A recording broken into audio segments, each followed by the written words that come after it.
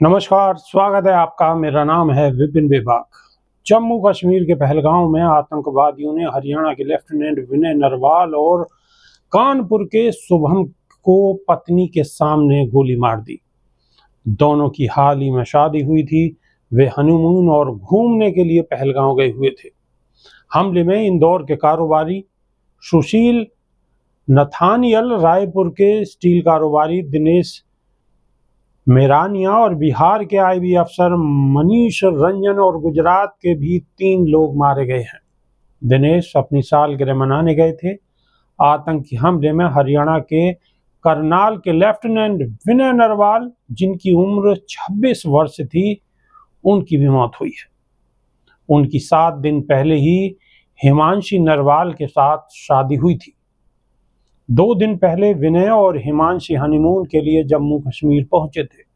मंगलवार को जब वे बैसरन घाटी में घूम रहे थे, उसी दौरान आतंकवादियों ने विनय पर फायरिंग कर दी, जिसमें उनकी मौके पर ही मौत हो गई।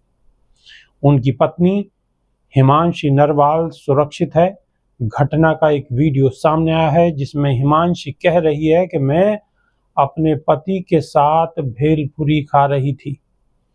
एक आदमी आया और कहा कि ये मुस्लिम नहीं है, फिर गोली मार दी। आतंकवादियों ने कानपुर के रहने वाले शुभम को पत्नी ऐशान्या के सामने गोली मार दी। ऐशान्या चीख चीख कर रोते हुए आतंकवादियों को बोलती है, मुझे भी गोली मार दो। इस पर आतंकी कहते हैं कि हम आपको गोली नहीं मारेंगे, आप सरकार को जाकर बताओ। ये बात शान्या ने खुद परिवार के लोगों को बताई है। शुभम और उनकी पत्नी के साथ उनके परिवार के 11 लोग जम्मू कश्मीर घूमने गए थे।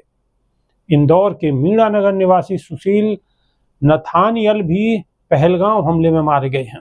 उनकी बेटी आकांक्षा गोली लगने से घायल हुई है। सुशील आलीराजपुर स्थित LIC की सैटेलाइट शाखा में पदस्थ थे। वे 4 दिन पहले ही 21 साल के बेटे आस्टिन गोल्डी और 30 साल की बेटी आकांक्षा और पत्नी जेनिफर के साथ कश्मीर गए थे। Additional police commissioner Amit Singh ने सुशील की मौत की पुष्टि की है।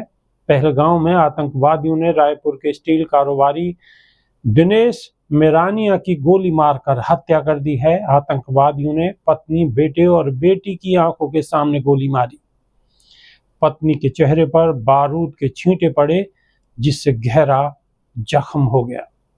बच्चों को भी हल्की फुल्की चोटें आई हैं। दिनेश मेरानिया को जिस दिन गोली मारी गई, उसी दिन उनकी शादी की सालगिरह थी। वे परिवार के साथ खुशियां मनाने बैसरन घाटी गए थे। आतंकी हमले में बिहार के रहने वाले मनीष रंजन की भी मौत हुई है। रंजन पिछले 2 सालों से IB के हैदराबाद ऑफिस में सेक्शन ऑफिसर के पद पर पोस्टेड थे। मनीष को उनकी पत्नी और 2 बच्चों के सामने गोली मार दी गई। रंजन की पत्नी आशा देवी और बच्चे सुरक्षित हैं। मनीष रोहतास के करगढ़ थाना क्षेत्र के अरूही गांव के रहने वाले थे।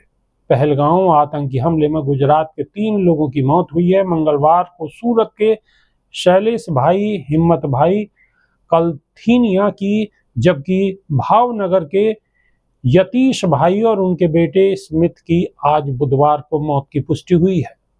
भावनगर से 20 लोगों का एक ग्रुप जम्मू कश्मीर गया था, जिसमें भावनगर के कालियाबीड़ क्षेत्र में रहने वाले यतीश भाई परमार, उनकी पत्नी काजल बेन और बेटा स्मिथ यतीश भाई शामिल थे। आतंकियों ने काजल बेन को छोड़ दिया, जबकि उनके पति और बेटे को गोली मार दी। अभी के लिए सिर्फ इतना है। नमस्कार।